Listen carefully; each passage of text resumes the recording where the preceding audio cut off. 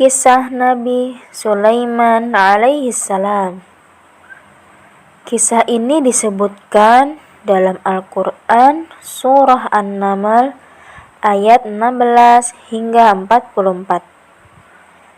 Dalam kisah ini diceritakan bahwa Nabi Sulaiman berhasil menundukkan penguasa negeri Saba, yaitu Ratu Balqis, dengan segala kekuasaan yang dimilikinya atas izin Allah Subhanahu wa Ta'ala. Nabi Sulaiman adalah putra dari Nabi Daud alaihi salam. Beliau mewarisi kerajaan ayahnya dan mendapat gelar kenabian. Allah Subhanahu wa Ta'ala juga memberikan beberapa mukjizat kepada Nabi Sulaiman. Di antaranya seperti yang disebutkan dalam surah An-Naml ayat 17. Dan untuk Sulaiman dikumpulkan bala tentaranya dari jin, manusia, dan burung, lalu mereka berbaris dengan tertib. Pada suatu hari, Nabi Sulaiman dan bala tentaranya melakukan perjalanan. Sampailah mereka di lembah yang banyak semutnya. Namun, tidak ada yang menyadari, kecuali Nabi Sulaiman. Wahai semut-semut, cepatlah kalian masuk ke sarang, agar kalian tidak terinjak oleh Raja Sulaiman. Dan ayo, cepat lari. Siap, Ratu. Mendengar seruan Ratu Semut kepada anak buahnya, Nabi Sulaiman tersenyum dan menghentikan langkahnya. Kemudian mereka menunggu rombongan semut itu berbondong-bondong masuk ke dalam sarang. Sebelum melanjutkan perjalanan, Nabi Sulaiman memeriksa tentaranya satu persatu. Ketika sampai di bangsa burung, Nabi Sulaiman merasa ada yang kurang. Mengapa aku tidak melihat Hudhud? Apa dia tidak ikut dalam perjalanan kali ini? Wahai Raja Sulaiman, sebenarnya tadi Hudhud terbang bersama kita. Namun sekarang dia menghilang entah kemana. Kemana perginya Hudhud? Awas saja dia datang tanpa membawa alasan yang masuk akal. Akan aku hukum dia nanti. Untungnya, tak lama kemudian, burung Hudhud datang. Dari mana saja kau Hudhud? Maafkan hamba karena pergi tanpa izin, wahai Raja Sulaiman. Namun, sebelum menghukumku, sudikah engkau mendengar kabar dariku terlebih dahulu? Mungkin engkau belum pernah mengetahui tentang ini. Perihal apa itu wahai Hudhud? Jadi, sebenarnya di tengah perjalanan tadi, hamba tertinggal dari rombongan. Terbang berputar-putar sampai akhirnya terdampar di suatu negeri bernama Saba. Negeri itu dipimpin oleh seorang perempuan. Namun sayangnya, hamba melihat ratu dan kaumnya sedang menyembah matahari, bukan Allah Subhanahu wa Ta'ala. Apakah perkataanmu ini dapat aku percaya? Kau tidak sedang mencari-cari alasan agar lolos dari hukumanku, bukan? Wahai Raja Sulaiman, mana berani hamba berbohong kepadamu. Nabi Sulaiman mulai berpikir tentang kebenaran kabar yang dibawa oleh burung Hudhud. Kemudian beliau menulis sebuah surat. Kalau begitu, aku ingin kau melakukan satu hal. Pergilah ke negeri Saba dan bawalah surat ini. Jatuhkan tepat di depan ratu kerajaan Saba, lalu bersembunyilah untuk mengintai keadaan. Aku tunggu laporan darimu di istana. Siap laksanakan perintah. Terbanglah burung Hudhud ke negeri Saba dengan membawa surat Nabi Sulaiman. Sesampainya di kerajaan Saba, burung Hudhud terbang ke dalam istana dan menjatuhkan surat di depan singgasana Ratu Balqis. Hah? Sebuah surat? Dari siapa ini? Sebelum pergi, burung Hudhud memberi hormat kepada Ratu. Ratu Balqis tercengang. melihat seekor burung yang sopan seperti Hudhud. Sepertinya surat yang dibawa burung itu dari orang yang hebat. Apa ya isinya? Ratu Balkis penasaran dan langsung membaca isinya. Ternyata surat tersebut dari Raja Sulaiman. Dengan menyebut nama Allah yang Maha Pengasih lagi Maha Penyayang. Aku Sulaiman, utusan Allah. Aku mendengar bahwa ratu dan rakyat negeri Saba menyembah matahari. Sebagai utusan atau nabi Allah, aku ditugaskan untuk mengajak kalian menyembah Allah. Segeralah bertobat sebelum datang kemurkaan Allah atas perilaku kalian, atau aku akan menundukkan kerajaan Saba. Selesai membaca surat itu, Ratu Balkis mengumpulkan para penasehat kerajaannya.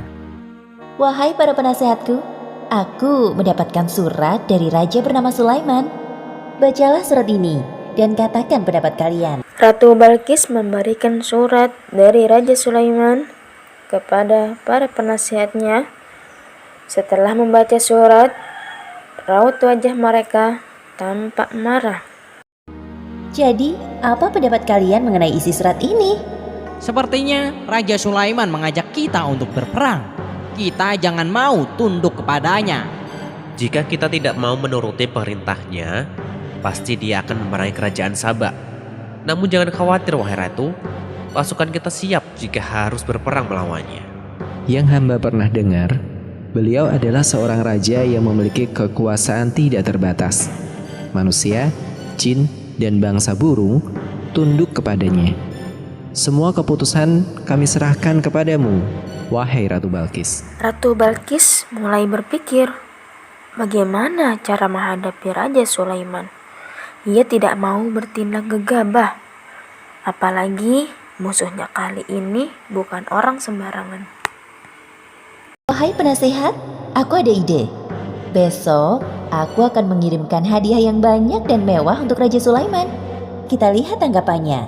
Siapa tahu beliau berubah pikiran. Keesokan harinya, utusan Ratu Balkis berangkat menuju istana Raja Sulaiman di Palestina sambil membawa hadiah yang banyak dan mewah. Sesampainya, para utusan Ratu Balkis di hadapan Raja Sulaiman, Aku tidak perlu semua hadiah-hadiah ini.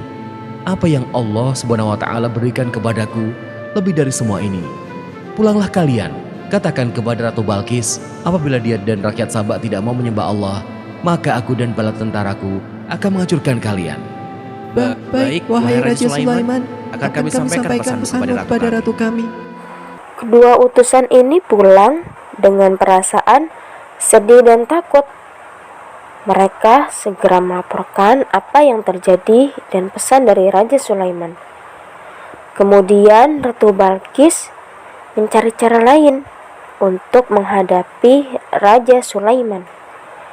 Jika nekat berperang, jelas pasukannya akan kalah telak. wahai para penasehatku, siapkan pengawal untukku. Aku harus turun tangan langsung kali ini untuk menemui Raja Sulaiman. Siap, wahai ratu. Tak jauh dari sana, nampaklah burung Hudhud. Mendengar percakapan mereka, ia segera terbang ke Yerusalem untuk melaporkan apa yang didengarnya kepada Raja Sulaiman. Nabi Sulaiman mendapat laporan dari burung Hudhud. Segera ia menyiapkan sebuah rencana untuk menyambut Ratu Balkis. Wahai para penasihat kerajaanku, siapakah di antara kalian yang sanggup membawa singgasana Ratu Balkis ke hadapanku? Hamba bisa melakukannya, wahai Raja Sulaiman. Seberapa cepat kau bisa melakukannya? Sebelum engkau berdiri dari duduk, singgasana Ratu Balkis akan hamba bawa ke sini. Wahai Raja Sulaiman, hamba bisa melakukannya sebelum engkau berkedip. Lakukanlah. Seketika itu juga singgasana Ratu Balkis hadir di hadapan Nabi Sulaiman. Subhanallah, Maha Suci Allah. Inilah karunia dari Allah untuk mengujiku. Apakah aku bersyukur atau malah mengingkari nikmatnya? Seperti yang disebutkan dalam Al-Quran, Surah An-Naml ayat 44. Maka sesungguhnya dia bersyukur untuk kebaikan dirinya sendiri. Dan barang siapa ingkar, maka sesungguhnya Tuhanku Maha Kaya, Maha Mulia. Ubahlah sedikit bagian dari singgasana ini. Kita akan lihat apakah Ratu Balkis masih mengenalinya atau tidak. Satu lagi, ubahlah lantai istana ini berlapis kaca yang terdapat ikan-ikan di bawahnya. Akan kami laksanakan, wahai Raja Sulaiman. Rombongan Ratu Balkis sudah tiba. Nabi Sulaiman menyambut Ratu Balkis dan rombongannya di depan istana. Kemudian diperlihatkan kepadanya sebuah singgasana. Duduk terlebih dahulu. Ratu Balkis duduk di atas singgasana, lalu ia pun merasa ada yang aneh. Seperti inikah singgasanamu? Iya, ini sungguh persis dengan yang aku miliki. Tapi tidak mungkin. Tadi sebelum pergi, aku melihat singgasanaku masih ada pada tempatnya. Aha, aku sedikit banyak mengetahui tentang kehebatanmu, wahai Nabi Sulaiman. Masuklah ke dalam istanaku, wahai ratu. Ratu Balkis tak henti-hentinya mengagumi kerajaan istana Raja Sulaiman. Lalu pandangannya terus tertuju pada lantai jernih seperti kolam ikan di tempat ia berpijak. Seketika itu ia mengangkat sedikit jubahnya. Wahai ratu, tidak usah khawatir jubahmu akan basah. Itu hanya lantai yang terbuat dari batu berlapiskan kaca. Benar juga. Wah, semuanya ini sungguh indah sekali. Ratu Balkis benar-benar terpesona dengan keindahan dan kekuasaan yang dimiliki oleh Raja Sulaiman. Dalam hatinya, ia merasa tidak ada apa-apanya dibandingkan Raja Sulaiman. Sesungguhnya, semua yang aku miliki adalah pemberian dari Tuhan pencipta alam semesta. Dialah Allah Subhanahu wa Ta'ala. Ya Allah, sungguh selama ini hamba telah berbuat zalim. Maafkan hamba. Mulai saat ini hamba berserah diri kepadamu, Tuhan pencipta alam semesta. Demikianlah akhir dari kisah Nabi Sulaiman alaihi salam. Beberapa pelajaran yang dapat kita ambil dari kisah ini diantaranya: pertama, hendaknya kita bersikap rendah hati segala kehebatan yang kita miliki, seperti yang dicontohkan sikap Nabi Sulaiman. Kedua, bersikaplah lemah lembut kepada semua makhluk Allah Ta'ala. Ketiga, hendaklah kita selalu bersyukur atas karunia yang diberikan Allah dengan cara mengingatnya, karena semua yang diberikan Allah adalah titipan yang kelak akan dimintai pertanggungjawaban di akhirat.